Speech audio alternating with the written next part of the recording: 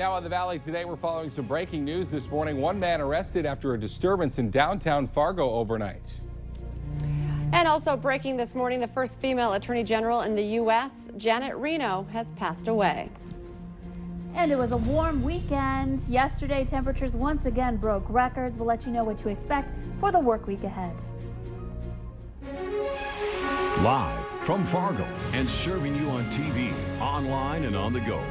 This is the Valley Today on Fargo CW.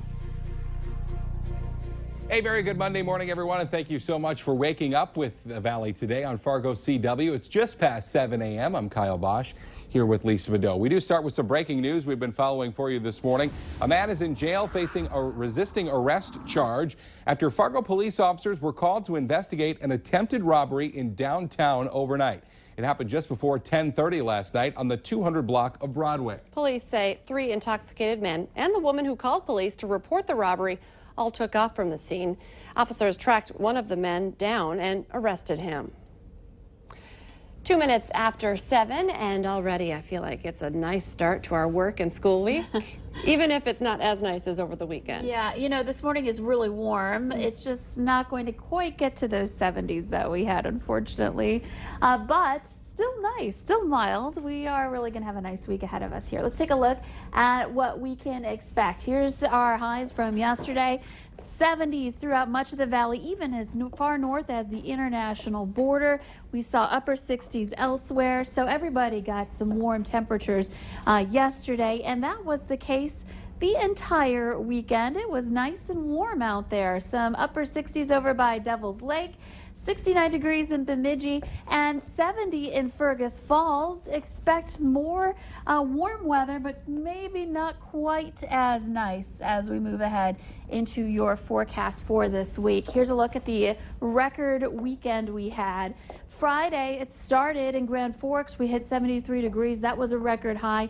Saturday, both Grand Forks and Fargo got into the 70s, but only Fargo broke the record. And yesterday, again, it was a record breaker for both cities, so 70s 3 days in a row. Here's a look at that planner for today. Not quite 70, but this is nice. Some mid to low 50s up north, some 50s to around 60 degrees in our south and east. It should be a pretty mild day. We're starting off with some clouds, but we'll get some sunshine throughout the valley, at least for a time today here. We'll show you that in it coming up here in the forecast. But right now, temperatures very warm, 54 degrees in Fargo, 49 in Grand Forks. It's 46 in Jamestown and 60 currently in Sisseton at 7 a.m. I mentioned a couple of showers. Those are in the southeast. We've got a system moving through, and that is going to bring us that slightly cooler air for this afternoon. And some rain showers this morning over in the Wadena County area, stretching back into Otter Tail County and the Wheaton area as well. The scattered light rain showers will work their way eastward here through the morning hours, and wind speeds are a little bit on the strong side from time to time. Wadena, we've got a southerly wind speed at 14, but gusting to 18 miles per hour. You see it starting to shift to a more westerly direction along the Red River and west from there, with winds into the teens as well. And notice out toward Minot, a 35 mile per hour gust. So those winds are going to kick up here into the afternoon hours for today, and eventually switch to that northwesterly direction as well. So that'll usher in those cooler temps. So not as warm, but still nice. We'll talk more about that and what we can expect for our work week as well coming up. Thank you, Lisa. Breaking news this morning on the death of the first woman to serve as U.S. Attorney General. Janet Reno's family confirms she passed away early this morning. During her 8 years in office, crime dropped steadily around the country, the first decline in decades. Reno died from complications of Parkinson's disease. She was 78 years old.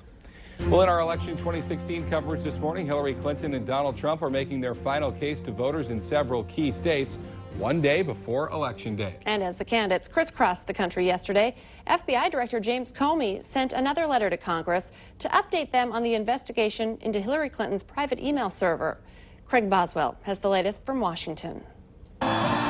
Donald Trump capped a 5-state campaign push in Virginia overnight, railing against the FBI's decision to exonerate Hillary Clinton over her email controversy. This is a rigged system. Hillary Clinton is guilty. She knows it. The FBI knows it. After reviewing thousands of newly discovered Clinton emails, FBI Director James Comey penned another letter to Congress Sunday, revealing investigators are standing by their July decision not to bring charges against the Democratic nominee. We're glad that this matter is resolved. Clinton did not mention the FBI development as she rallied support in Pennsylvania, Ohio, and New Hampshire with the help of LeBron James and James Taylor. I really believe that America's best years are still ahead of us. Clinton's email saga has haunted her throughout the entire campaign. Despite the FBI's final decision, the issue continues to be a source of debate on Capitol Hill. In a statement Sunday night, House Speaker Paul Ryan used the topic to encourage Americans to vote for Trump, saying Clinton simply believes she's above the law and always plays by her own rules. Senate Minority Leader Harry Reid once again accused Director Comey of breaking the law for penning his original letter to Congress, writing, Director Comey created a political firestorm 11 days before a presidential election merely to confirm what we already knew, that Secretary Clinton's email practices were legal. Voters will get their final say tomorrow when they head to the polls on Election Day. Craig Boswell, CBS News, Washington. Now, Donald Trump is set to campaign in 5 states today, including the crucial states of Florida and Pennsylvania. Hillary Clinton will also be in Pennsylvania. She'll be joined there by her family, President Obama, and the First Lady. Be sure you're watching Valley News Live on election night. We'll have reporters with Democrats and Republicans here locally and in Washington, D.C.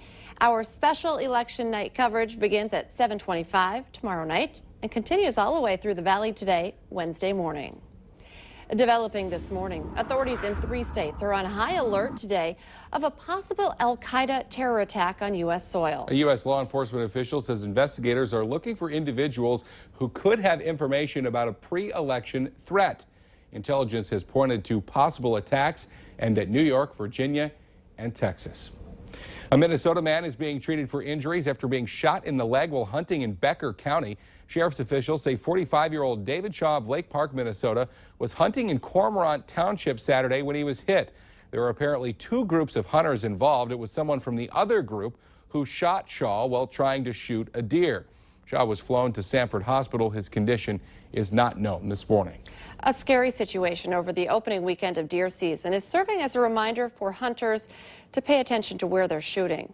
Diane Nodzel called police after she says she heard about 5 shots near her daughter's home in Glendon. They were apparently shooting at a deer that had gotten hung up on a fence on the property. The hunters were fined, but Nodzel says she thinks their license should have been taken away. Stay out in the fields where you should be hunting, stay away from the residents.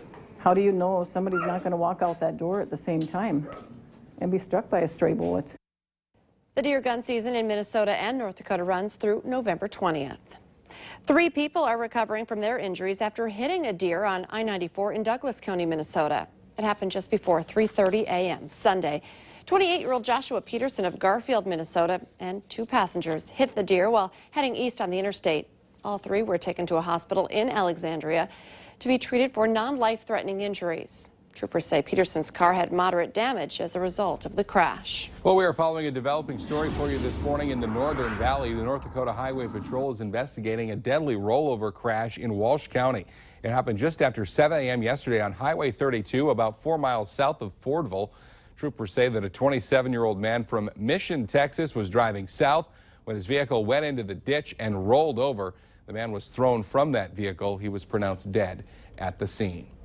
Protests against the Dakota Access Pipeline once again moved into the state capitol. Over the weekend, activists filled a Bismarck cemetery, comparing the pipeline's path through their ancestors' burial grounds to putting a pipeline through other cemeteries in the area. There were no arrests or confrontations, and the demonstration ended peacefully after about 45 minutes.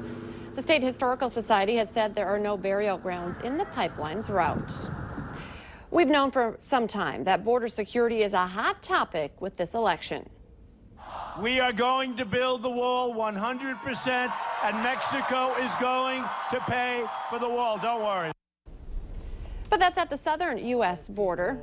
What about the U.S.-Canada border? Valley News Team's Brad for Eric will be taking us north along what is known as the Slash. He's riding with U.S. Border Patrol, of course, one of their main missions to try and keep terrorists from entering the country. But Bradford will also show us exactly where and how dangerous drugs and people could come across. So a lot of the Somalis we were talking about, they'll come through here, as you can see, because it's just a straight shot in. Our investigation of northern border security, all coming up tonight on Valley News Live, 10 at 10. Well, a lot of people have probably changed their smoke alarm batteries. It's the time of year when we're told to do it. But what about changing the smoke alarm itself? Ahead here on the Valley today, how old is too old for the sensors inside those alarms?